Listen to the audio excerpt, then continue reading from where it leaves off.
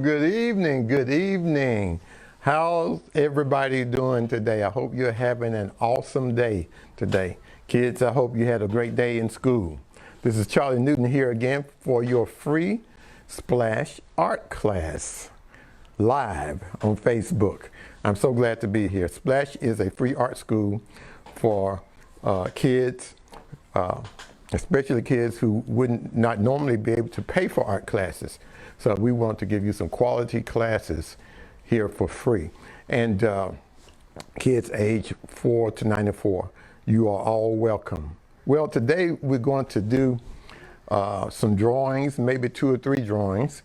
And we're going to focus on a really good friend of mine, a person who is very important to art history. He is an African-American artist, and his name is Frank Smith. He was born in Chicago around 1939, and he is a part of a movement, the only black art movement ever in America, called Afro-Cobra movement. And he actually joined that movement in 1970. Afro-Cobra was it was started in Chicago and was sort of the arm of the civil rights movement in Chicago. And the Afro-Cobra movement, and the reason why I say it was the only black art movement, because they had a treatise, and their treatise is that, number one, they would do art, all their art had to lift up black people, and it had to have positive messages for black people. So all of the Afro-Cobra movement, all of the Afro-Cobra artists in the beginning, they actually put words in their art, words of encouragement for the black race here in America. They also did things like Walls of Pride, where they painted murals, several murals in Chicago. Actually, the Walls of Pride happened before the movement, the graffiti movement, started in New York. Frank joined Afro-Cobra in 1970, and I met Frank around 1986, 85, 86. And I met Wadsworth Gerald, another founder of the movement. I met him around that same time. So Frank Smith, yes, and we're going to put some of his artwork up, and we're just going to do some paintings like Frank. We're going to be inspired by Frank. Let me say this.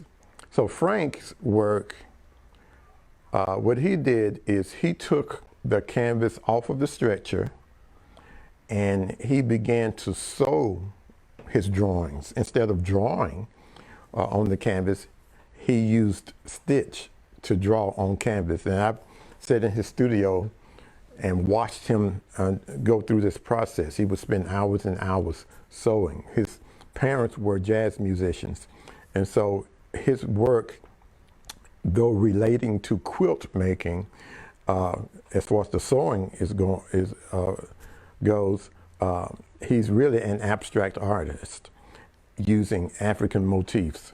And that's what we're going to do. We're going to use patterns and designs that you might see in African cloth. So yeah, he would sew his images in. He would even stitch the color in. Sometimes he incorporated paint as well, acrylic paint as well. And his art is beautiful. It's been shown at Smithsonian in later days. But in the beginning, like I said, they would not, I don't know if I mentioned this, but they would not show their artwork. That's the second thing. During the 60s, during the civil rights movements, the height of civil rights movement, 60s and 70s, they would not show their art in any white art museum or gallery during those years. Consequently, most of their exhibitions happened overseas in Africa, and they also exhibited in black galleries in France, black galleries in America as well. So their work, even though some of your major museums wanted to collect their work, they would not allow that to happen because they wanted it to be a black art movement. In latter years, the last 20 years or so, I would say, and I'm not a historian, I'm not an art historian, but from what I have observed by knowing and talking with Wadsworth Gerald and Afro-Cobra members that I know, I believe, maybe the last 20 or 30 years, their work has begun to be collected by major museums here in America. And the Afro-Cobra movement has been received and accepted by major art authorities, but it is still growing. So anyway, so I was influenced directly by Frank Smith and Wadsworth Gerald. So let us start. We're going to use pastels today. We're going to use oil pastels. We're going to use the oil pastels. And we're just going to use some patterns. I don't really want to draw with pencil, so I won't. Sometimes you need to put the pencil aside. Let's first do an experiment. Let's first get maybe your light blue, some light color. You can use your flesh tone or your light blue. But I would suggest light blue for now. You can use whatever colors you want to use, okay? And the first thing I want you to do is I want you to draw some sweeping lines on your paper like this. Watch me. Don't think about it too much. I just want you to intuitively, in other words, make up some lines. And your mind will sort of balance things out if you focus. And I want a lot of space between your lines so we can make this project easy and quick. Now what Frank would do is he would use a lot of triangles, and they are actually what's called running pyramids in Africa. And when you put triangles together, they are called running pyramids. And what those shapes and imagery, what that does is it reminds one of the trade routes in Africa. Okay, so anywhere on your picture, let's just string some triangles together. You can make them as large as I'm doing or not. Let's use your drawing. I'm going to use this drawing, this line here, to tell me to stop. And then I'm going to do some upside down triangles in the next section. So what these lines did was it sectioned off our flat two-dimensional sheet of paper. And it gives us space to make some designs. Also what you can do, I'm going to do a couple of more in different places. I want to space it out. Maybe I'll do some smaller ones here. And since I wanted balance, remember when we talked about balance, we want to balance shapes, we want to balance color, we want to balance everything. And I'm using a type of radial balance here. And I'm doing this this is not intentional. I'm just using instincts here. Another thing he would do is sometimes he would have strips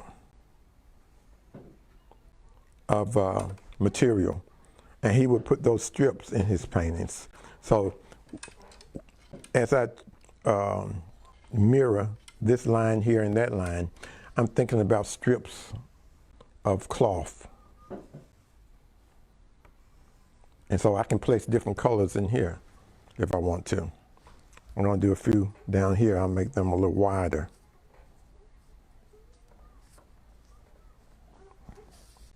The more you try to draw and make compositions, you'll have a certain way of looking at things, and you'll have your own way of finding balance. Let's put some circles or half circles in this because of these curved lines. I can see areas where I could put some circles and put circles in circles, or maybe some half circles. I'm gonna put some half circles here and butt them up together. So we're just making patterns, aren't we? I'm gonna put some here. So we are creating now. We're creating an abstract design, and I have plenty space to color. So when you have this much information on the paper, all you have to do, you don't have to create nothing else. All you have to do is borrow shapes and place them in different parts of the paper. Say, for instance, I can borrow this shape and turn this one into something like that, and maybe put another circle there. I can do a double line. I want to do one here. So this turns into like it looks like a lightning bolt or something, a bolt. And see, these are patterns that you may find in African design. You can also put some squares. I'm going to make some squares, and I'm going to sort of like stagger them. But notice how I'm keeping my shapes open. Keep everything open. And I'm probably going to leave this space and that space like that. And I'm going to, your picture is not going to look like mine. The most important thing now is to choose what color to start with. I always suggest, number one, let's start with a light color like yellow. I'm going to start probably with yellow. And everywhere on that piece of paper where you think yellow may work, I want you to color in your shapes. Don't color over your shapes. Use your drawing. Your drawing is the foundation of the finished work of art. Every time, whether you are painting or just sketching or coloring or drawing, the drawing is where you sort of figure out, you build that foundation where you're going to build the house on, where you're going to put the house on your foundation of drawing. So I'm just going to, if I can find one place where I think yellow might work, I think I found a place. And quilt is just like quilt making. You choose one piece of material and you build on it. One thing brings about another. But we want it to look balanced. We don't want to use too many colors on this. I would say let's not use more than 5 colors. If you can keep it to 3 colors, that's going to be perfect. It's going to be elegant. We always want our pictures to be beautiful, especially when it's patterned. Now you don't have to, you can use 1 color. So I'm just giving you a way to do it. It's not the way to do it, okay? This light needs to be on here. So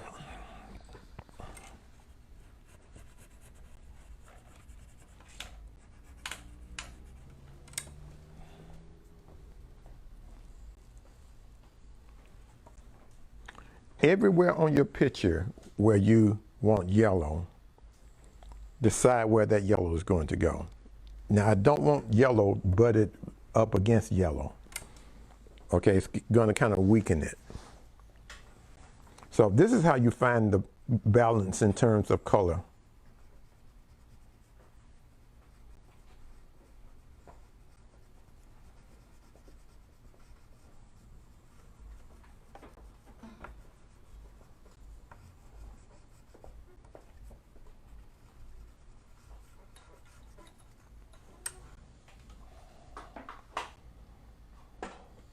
Sometimes the switch is not all the way down.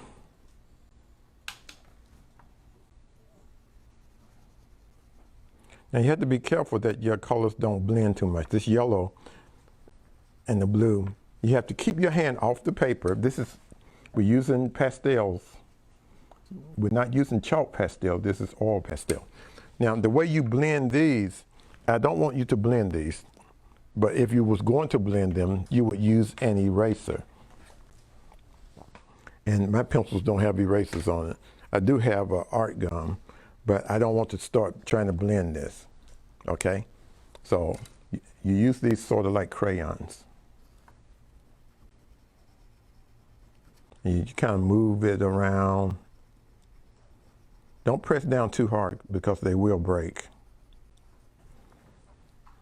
Take your time.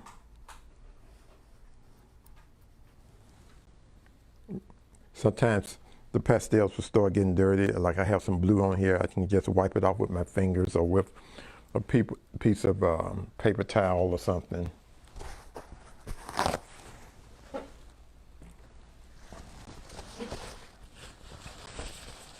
Now, I hope yours aren't, I hope your picture is not as complex as mine. Try to use one color at a time. And the reason why we do it that way, it's easier to keep your colors clean, and also it makes the picture go fast. If your pastel breaks, it's okay, you can pull the paper all the way off your pastels. We just need the pastel itself. I don't care how it looks. I care how the picture looks, but not how the pastel looks. Keep your hand off the paper.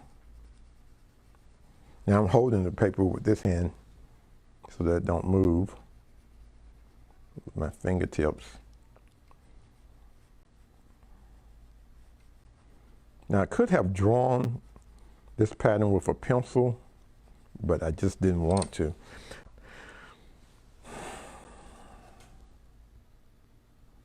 Now I think we're going to go over this blue with a dark color in the end to get a sort of Picasso-like feel to it.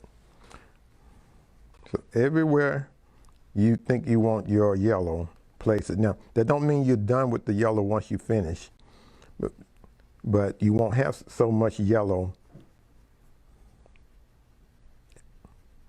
in later to try to include.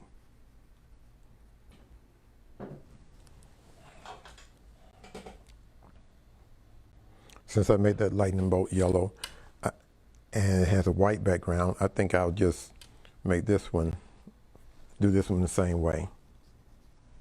I call it a lightning bolt, but it's really a double line of pyramids.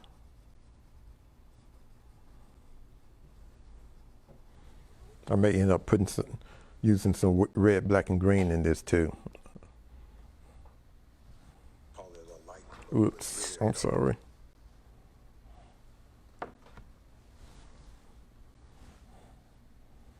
So now I may put my yellow down for a minute.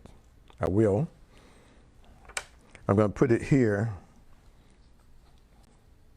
and choose another color.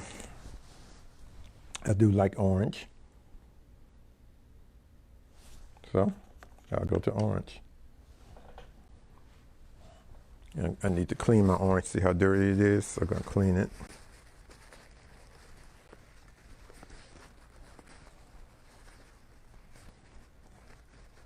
Now Frank, he would have something in mind that he's trying to express. So his patterns would actually speak to something.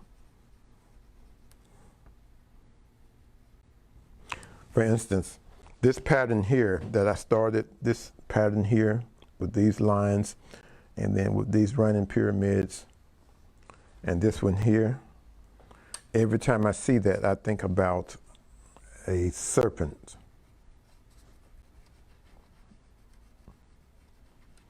I mean, that just appeared to me. These half circles make me think of the moon or the rising sun. But he would have some type of, now I may be wrong, but if I remember correctly, Now, they are abstract, but he would feel music, rhythms, syncopation, beats. And he would listen to jazz while he worked. I listen to music when I work too, not necessarily jazz, but I always listen to music. I turn my music off when I'm having trouble figuring things out. So you have to know when to turn the music off so I can just get into my own mind. You go ahead and finish your picture. Remember, don't color over your lines.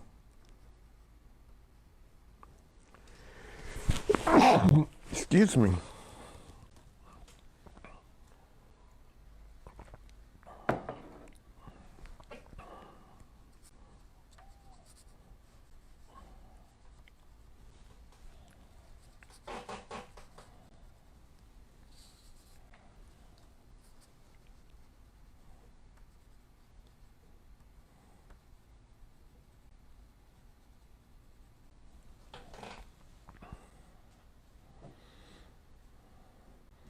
Here's a device you can use.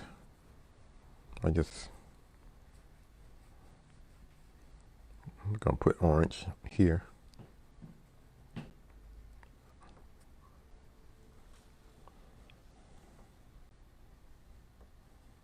So I'm gonna go to the top and do something similar, I think. Well, I definitely will use orange though.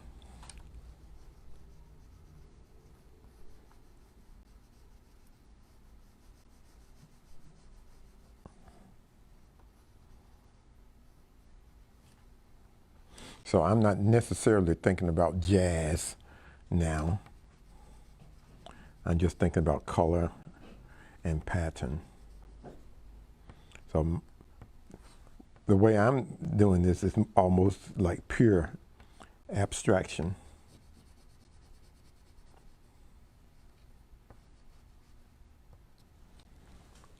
I'm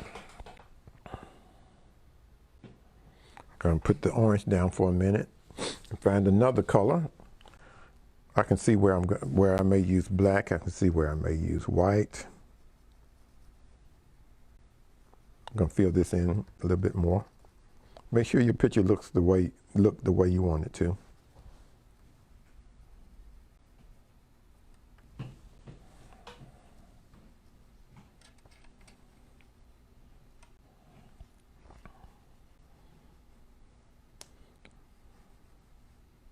There was a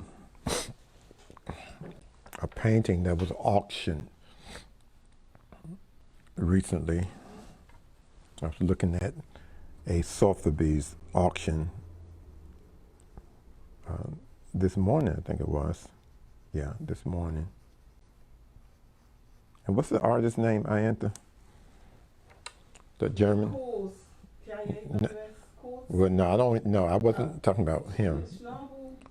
No, the German artist. What's his name? He's British. The German artist is he paints with squeegee. Oh, Richter? Yes. Well, what's the Gerhard Richter? Yes, Gerhard Richter. He became famous in the 70s, and for the work that he did, and he's very eclectic, like my work. His work is very eclectic. I think I want that to be black. I want some green somewhere. I think this is going to be red, and that's going to be black. I think this would be green then. I want to get the colors of the motherland. And Gerhard Richter's art, abstract piece he had done, sold for $68 let's see, 6,800 million.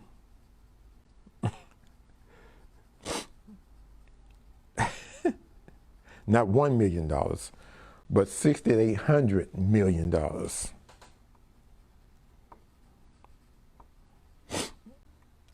art world, no matter what the economy is doing, the art world is stable. And the art world is going to be stable because art is important to civilization. It always has been, and I believe it always will be. So a lot of people, just because we don't know, we don't appreciate sometimes the talent that our kids have. But I want you to know that your talent is valuable, but you have to work at it. Now, my artwork don't sell for nothing near what his sell for. I am like more or less, compared to him, I'm unknown. But your artwork may. $6,800 million. Not just 1 million, but 6,800 of those millions. And that's an artist named Carls. He started as a graffiti artist. That's the one I thought I was talking about. I don't know what his work sold for, but it broke records as well. And guess what his artwork was? It was, I think, a sculpture of SpongeBob. Now, to me, that's ridiculous, but evidently not to the art world. So I have 4 colors. I've used pink. I don't know where else to put the pink. Or maybe I may have found a place. It may go there.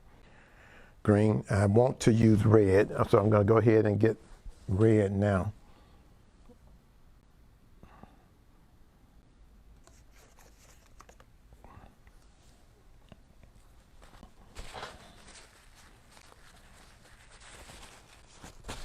Oops.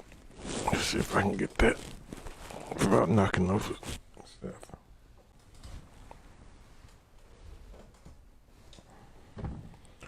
I think I said I wanted that red. Oh no, I want this red.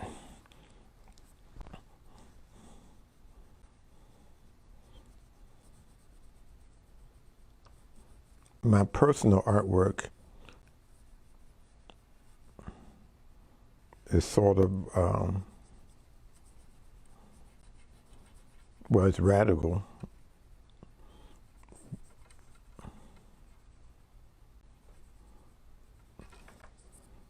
And I'm always remembering my roots. And that's why the red, black, and green.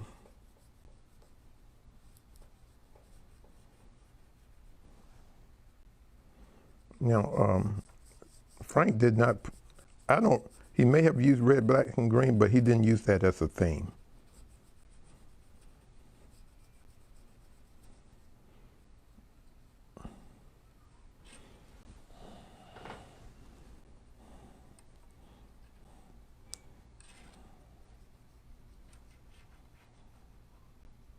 If somebody asks you, what is that you're making? Just say, art. Sometimes people want you to explain the inexplicable. Art is art. That's what it is. It doesn't have to look like a photograph. Matter of fact, you can just take a photograph.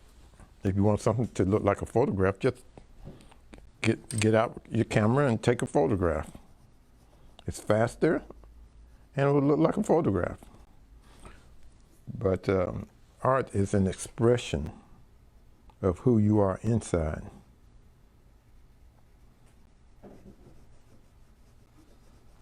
And sometimes your expression relates to another person's spirit. And that's what caused them to be attracted to your artwork. I'm shaking some of the pastel off the paper. These pastels can be layered. I'm not layering right now. I'm thinking about doing another picture where we layer. It's much more difficult. Now, I'm going to turn my paper up. Well, first I'm going to put red here. So I'm just trying to find everywhere where I think red will work on this picture. And this is really unforgiving. You can't change your mind once you lay the pastel down. For the most part. Maybe to change the yellow to a green. But we won't be able to change this red to anything but black or brown.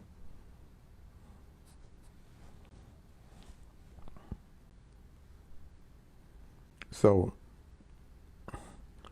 abstract art can be, it's sort of like Franz Klein said, it was kind of like the art of the spirit. And abstract art is a modern way of looking at art. Sort of like the art of today. We're going to do something real nice. I hope you can still see your drawing, because in the end, we're going to do something that you're going to like, I think. I'm going to turn this upside down to try to keep it clean. I'm going to put red here. I could have put red here to sort of balance off this red over here, but I think if I put it here, it makes it more interesting on this side. So this remains sort of open for the eyes.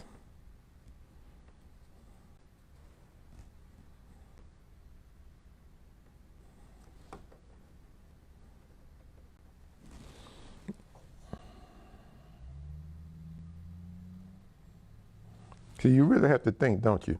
Making an abstract painting is really like working a math problem. It's really, it can really get your mind to going. So I said no more than 5, didn't I? So 1, 2, 3, 4, 5. Uh-oh, I need one more color, 6.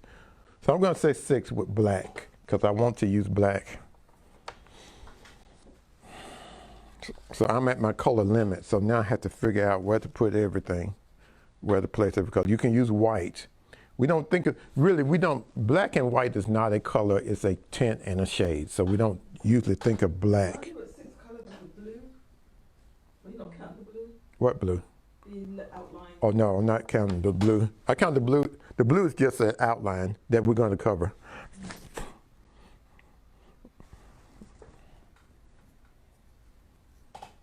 Good question. Good.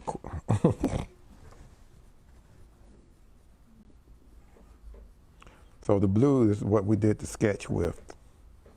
And that's why we use light blue, so that it won't be no problem later. And you could have, some of you probably use yellow. So I'm not counting that, just only what you're filling in your shapes with. We're counting those. So I'm going to 6 colors because I want to use black. Unless I leave the blue. I may leave the blue after I'm putting this black here, but I probably won't.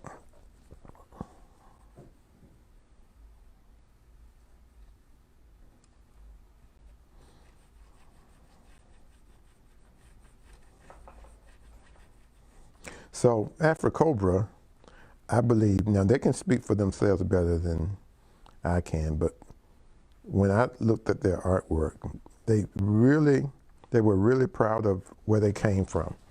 They were proud of their heritage, proud to be black, proud to be African, and they wanted to promote their blackness to the world. During those years, of course, the 70s, 60s and 70s, Those were the days of I'm black and I'm proud. People were proud of their skin color.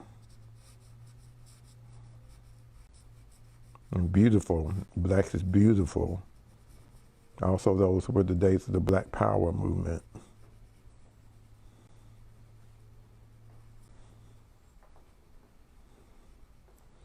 So they believed that in order to know where you're going, you have to know where you come from and be proud of it.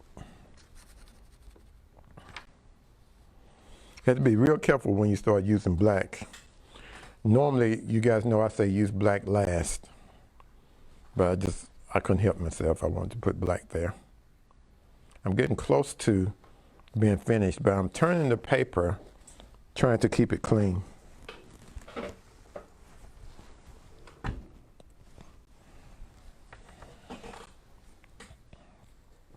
So it's really like a puzzle. Now I'm thinking of this in much the same way that you would think of a puzzle.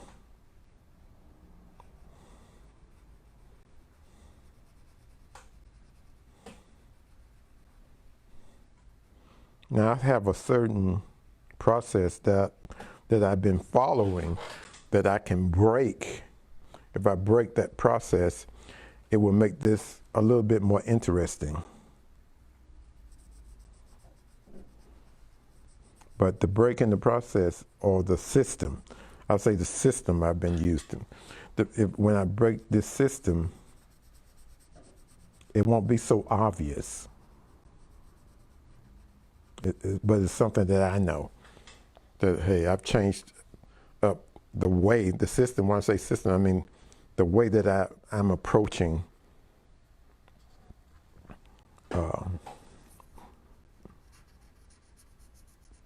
deciding what colors go where.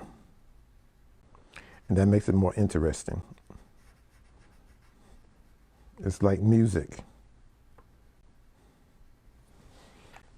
It's hard to have a crescendo with a purist, abstract picture. But if you can find a way to get a crescendo in music, a crescendo is when the music builds. It's sort of like, it's very dramatic.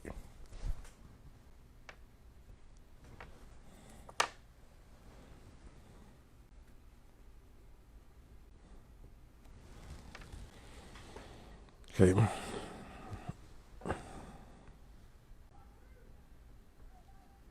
See, I'm breaking the system right here.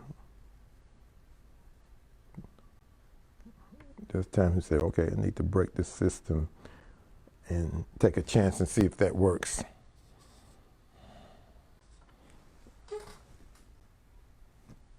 How's your picture coming? Now, to me, all art is abstract, but we call this classical or pure abstract because it's all about shapes, flat shapes.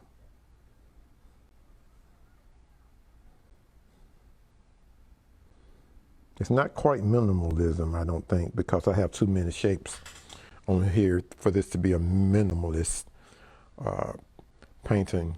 Minimalism is when you use maybe one color or two, no more than two colors. And simple shapes or no shapes.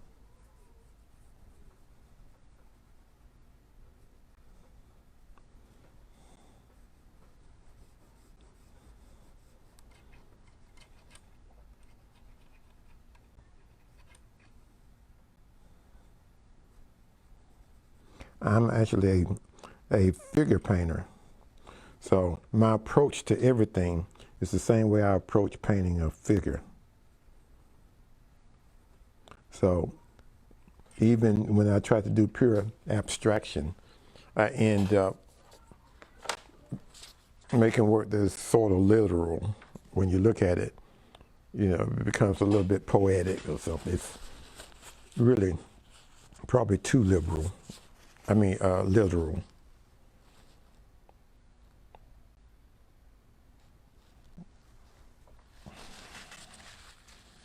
Now some of these spaces I'm going to leave white.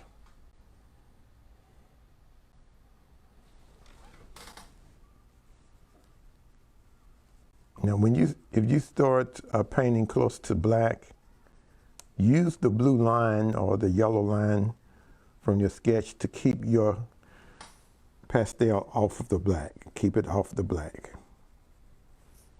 You have to look into, like I have pastels, black pastel on my fingers, so I have to check everything because I'm trying to keep it clean. And the good thing about drawing and painting, well, let's say drawing with pastel, is that it makes you better at drawing because it's so difficult to keep it clean.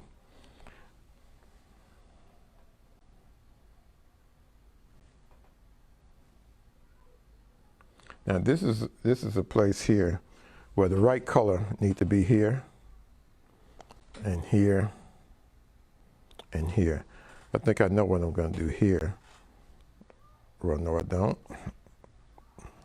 But I really need to make a decision.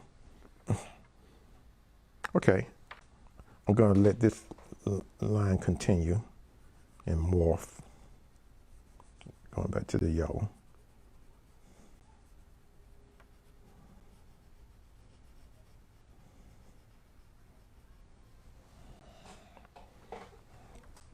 So your eye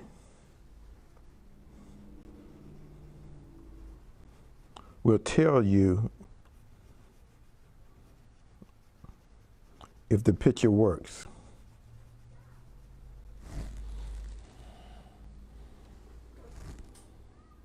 We want to do something that's pleasing to, I want to do something that's pleasing to the eye. It doesn't have to be pleasing to the eye to be art, though. It just have to be, to me, I would say it needs to be honest. You did your best. You didn't just do anything. You know, you actually put some effort into it. And usually, if you do your best, you're going to come out with something that someone is going to like or want. I don't think that your art has to be liked by everybody, but it does need to be liked by you.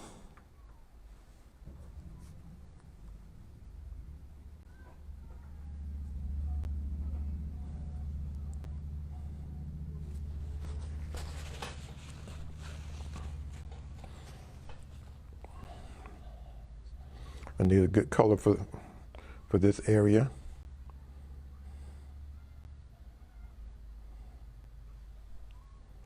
What color do you think I should put there? Okay. Pink.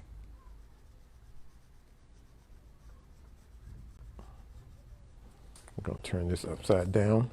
See, with a small sheet of paper, you can turn it upside down. If you're working on a large canvas, you could take it off the stretcher. I mean, not off the stretcher, but off the easel if you needed to. Take it off the wall, lay it on a table or the floor. Or you could stand on a ladder.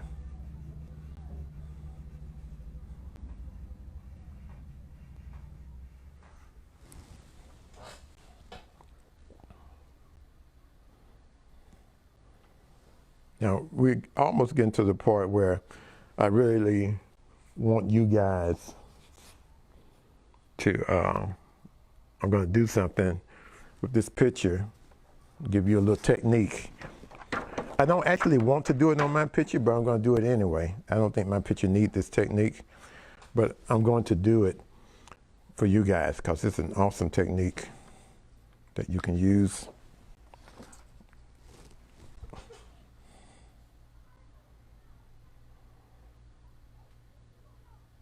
Trying to figure out what goes here and what goes there. Maybe pink goes here. This may remain white or black would work here.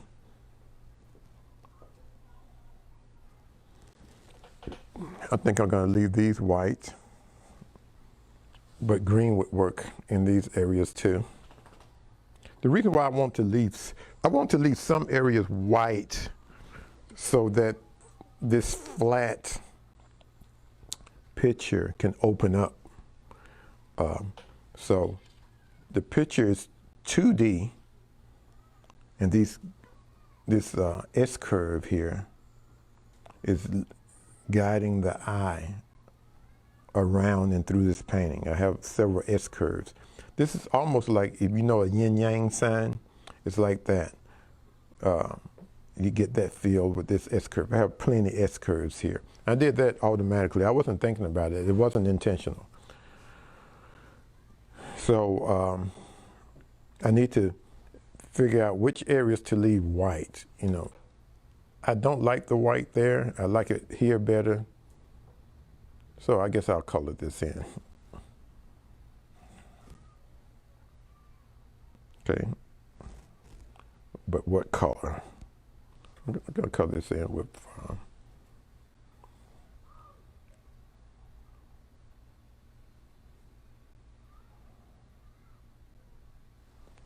pink. This may be a mistake, but nothing ventured, nothing gained.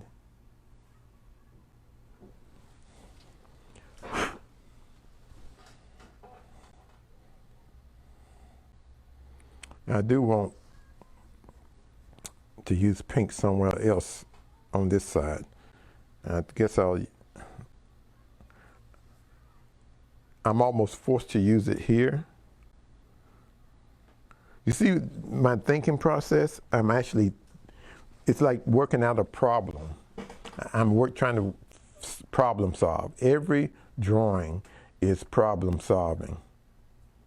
I think I need to figure out what color is going to be here. I think pink is going to work better here. This would be too much pink. If I put it in that large space. So I'm going to turn my paper around so that I can control it.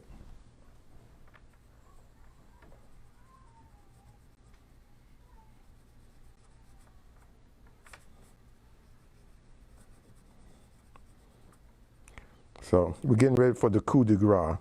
A lot of times in drawings or paintings that we're going to be doing in the future,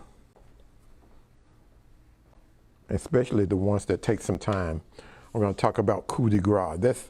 That's when you do one thing, use one system or one technique that could make or break the picture, and hopefully it's going to make the picture. This painting would look beautiful on raw canvas,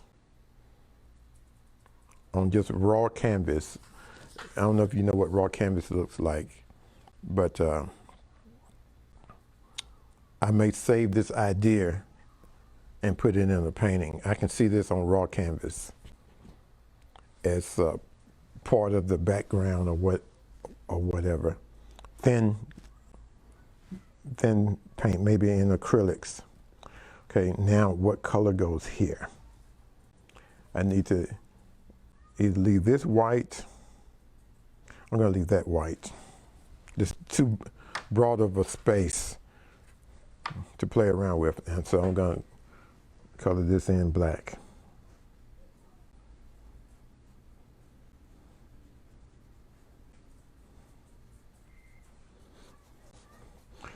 Now, usually my kids do better designs than I do when it comes to abstract. And because young people, especially let's say under 12 years old, you are more free. Seems like sometimes by the time we get to be around 10, we start caring too much about what other people think, and we judge ourselves too harshly. And we're looking at other people and we're judging ourselves by other people when you are unique. There's nobody else like you. And that makes you like a diamond. No two diamonds are alike. And if you're like everybody else, then one of you is unnecessary.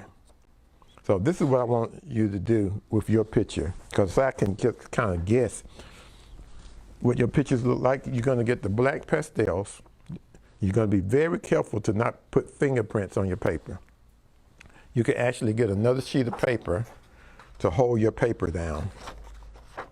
But you have to be careful about doing that with pastels. I'm not even going to do that because once I put this paper down, watch what happens on the back of it. Well, this paper is different, but most paper, the pastels are going to come up on the paper, so you have to be careful about that. But I want you to hold the paper down, and what I want you to do is to trace your drawing with this black. You could trace it with dark. Let's trace it with black. This is something that Picasso would do with his paintings many times. I got this from Picasso, Pablo Picasso, the famous abstract artist who invented Cubism and a whole lot of other styles of art. No, actually, he probably didn't invent Cubism. I believe Braque actually invented it. But Picasso did it and mastered it. Got it and mastered Cubism. Some people probably wouldn't agree with me on that. I don't know. I'm not an art historian.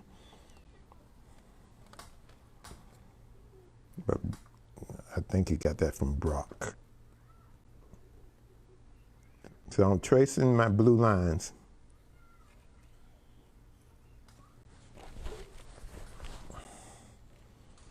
And you're going to see how your picture is going to come to life when you trace your drawing.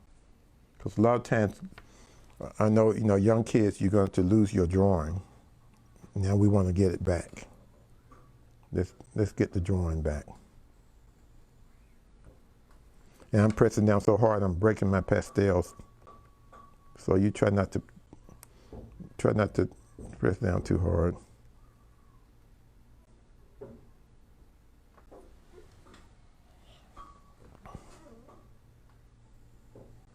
I didn't really need to trace mine, but I want to trace my picture so that you can trace yours.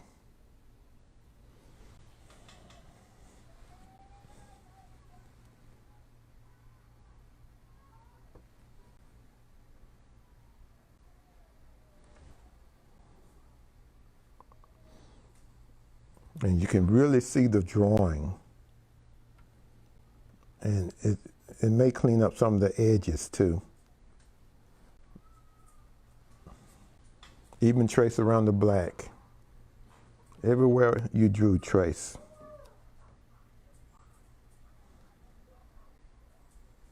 And be careful, just hold the paper with your fingertips or put another sheet of paper down.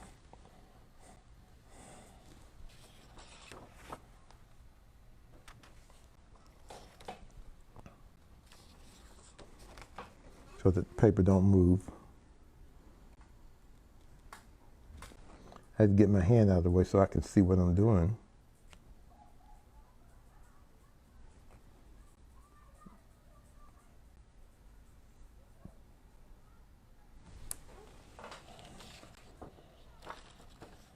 So then you can turn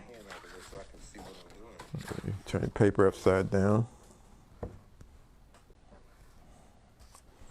Turn on my phone by mistake.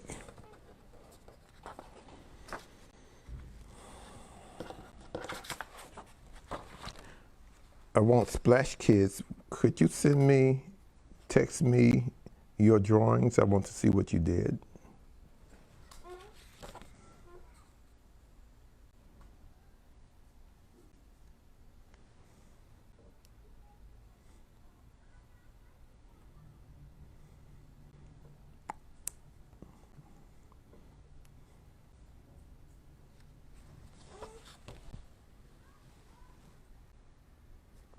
Now, drawing with materials, this may not be comfortable for you, and that's okay. But the fact that you have to use more skill will make you a better drawer. So I don't usually draw in pastels at all. I have done a lot of drawings with chalk pastels. And every now and then I'll draw pastel, but I'll paint. I'll use pastels and paint. See, I made that little mistake there. Should have been. That's why I tell you guys, don't talk when you do art. But I have to talk because I'm trying to guide you through this. But I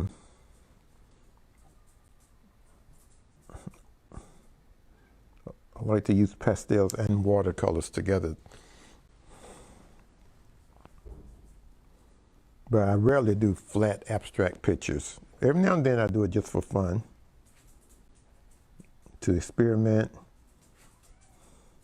to grow. So when you do things that's not easy for you, that's when you grow. But you might like just drawing with pencils. Well, doing this pastel drawing still will help you. Okay.